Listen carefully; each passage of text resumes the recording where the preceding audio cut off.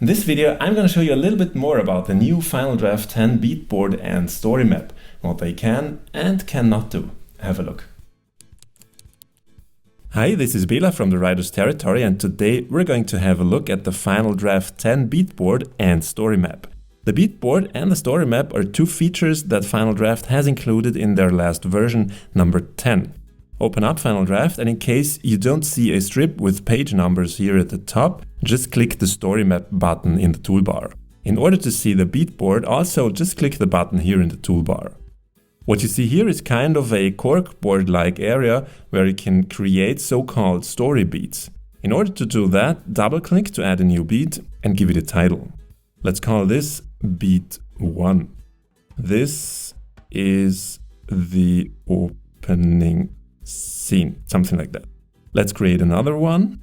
You can either double-click again or just hit Command-Enter, Control-Enter on the PC. Let's call it Beat 2, Introduction of Villain. Now, just to be clear, this is not the same thing as the index cards feature. The beats you create here are notes that are totally independent from your scenes. Index cards always refer to a specific scene in the script.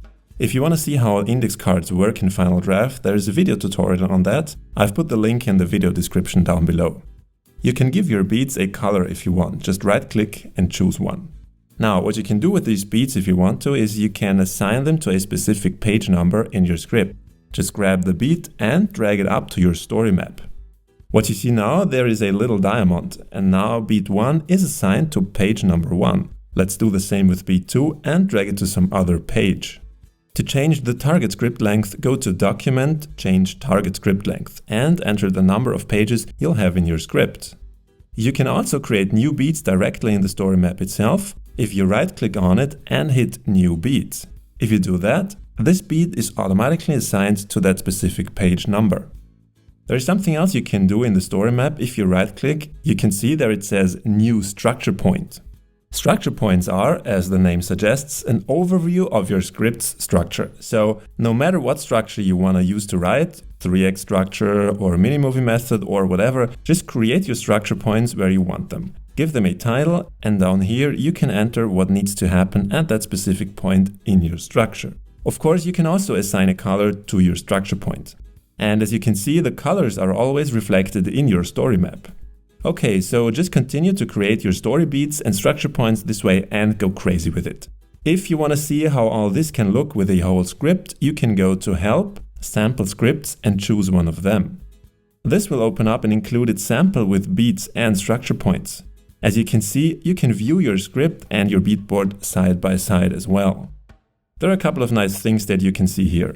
What they've done is they've used some beats to create headlines to keep all the beat notes here in order, which I think works quite well.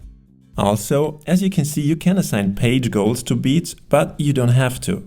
You can also just create beats like those on the beatboard and leave them there as notes that are not linked to a specific page. Now, the question you might be asking yourself is how useful and how helpful the beatboard and the story map really are for you. Of course, that depends on a lot of factors.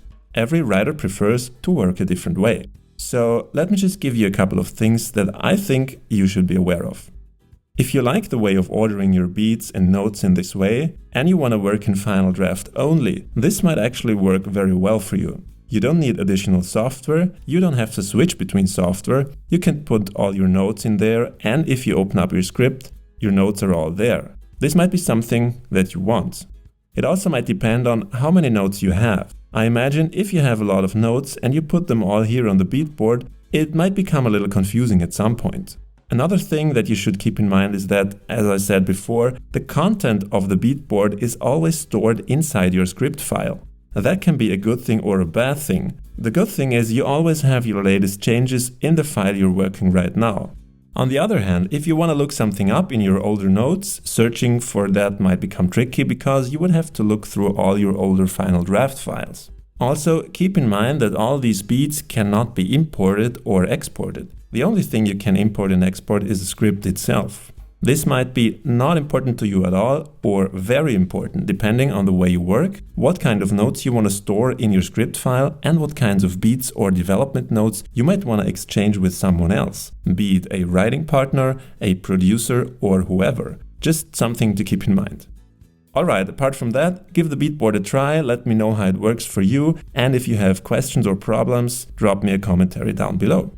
If you want to learn more about different Final Draft tools and functions, look for more articles and videos on writersterritory.com or on my YouTube channel. If you're missing something, drop me a quick message and tell me what you've been looking for that I should include in future articles and videos. If you like this video and you're here for the first time, please subscribe to my channel. I want to help you find the perfect writing software for you and help you with problems and questions you might have about the software you already own, so you can go back to writing as quickly as possible and spread the important stories and messages you want to share with others and hopefully enrich other people's lives. If you want to get in contact with me, the links are down below. Just drop me a message and I'll respond as quickly as I can. Have fun writing, everybody. See you. Bye.